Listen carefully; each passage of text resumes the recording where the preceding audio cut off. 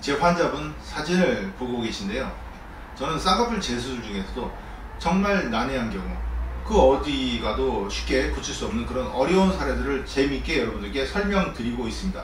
아니, 재미있게 설명드리려고 노력을 하고 있습니다. 정정하겠습니다. 재미가 없을 수도 있죠. 그렇지만 저는 제가 저만의 노하우로 교정한 사례들을 보여드리고 있는데요.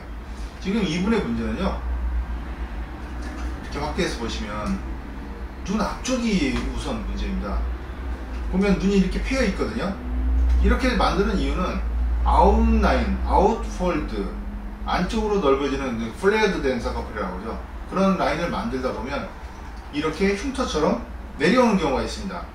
아니면 앞트임을 받아도 조금 이렇게 벌어지는 경우가 있는데요. 이게 왜 문제가 되는 것일까요? 지금 보시면 절개선 자체가 패여 보입니다. 약간 그냥 옛날에 저희가 90년대 80년대처럼 그냥 웬만하면 예쁜 걸로 봐주면 그냥 넘어갈 수도 있는 것 같지만, 요즘은 수술 받는 분들이 워낙 자연스러운 걸 원하기 때문에 이렇게 되면은 이게 흉터처럼 보인다고 해서 교정을 원합니다. 그래서 문제가 되는 것이고요. 서양인들 같은 경우에 자연적으로 아웃라인이 있는 경우가 있고, 또 아웃라인이 있어도 살짝 있으면 그것도 괜찮습니다. 그런데 이렇게 흉터처럼 패인 아웃라인은 문제가 될 수밖에 없고요. 더더욱 문제는 그것을 인라인, 인폴드로 고치는 것이 쉽지가 않다는 것입니다. 그런데 왜 아웃라인 애초에 만들려고 시도를 했을까요? 물론 본의 아니게 집도의 선생님이 그렇게 하려고 안 했는데 된 경우도 있고요. 또 본인이 아웃라인을 원하는 분들이 있습니다. 저는 가능하면 두꺼운 아웃라인은 잘 만들지가 않습니다. 왜냐하면 수술한 다음에 어울리지가 않거든요. 한국 사람들 중에 원래 아웃라인이 있는 분들이 드물기도 하고요. 그런데 왜 그 환자분은 왜 아웃라인 쌍꺼풀을 만들어 달라고 했을까요? 대개는 제가 이렇게 보면은 환자분들 그 의도가 뭐냐면, 눈이 좀 좌우폭이 길어 보이게 하기 위해서 아웃라인을 원하시는 분들이 있습니다. 즉 화장을 안쪽같이 이렇게 하려고 아웃라인으로 해달라는 분들인데요. 문제는 부자연스러우면, 한번 눈을 아웃라인으로 만들어서 부자연스러우면 그 다음엔 방법이 없습니다. 그런데 제가 제 노하우로 인라인으로 교정하는 수술을 하고 있는데요. 눈 앞쪽이 이렇게 벌어지게 되면 이걸 막는다고 앞트임 재건이나 복원과 같은 수술을 많이 받습니다. 뭐 잘 되는 경우도 있을지 모르지만 저도 그 수술을 합니다만, 그런 경우가 해당이 되는 경우가 있고요. 이런 경우에 섣불리 시도하면 이 부분이 빨간 살이 막히게 됩니다.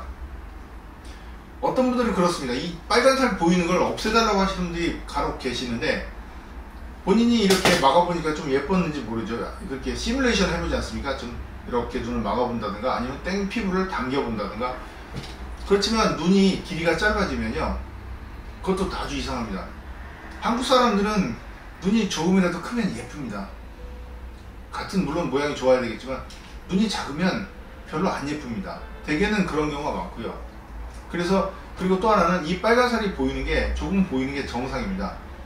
우리가 누가 예쁘다고 그래서 뭐 사진이라든가 모델, 아니면 유명한 셀럽, 즉 유명 연예인들을 볼 때 눈이 예쁜 눈 잘 보십시오. 빨간살이 좀 보이는 게 정상인 것입니다. 물론 안 보이는 경우도 있죠. 몽고주름에 덮여서. 그렇지만 보이는 게 문제가 아니고 어떻게 보이냐.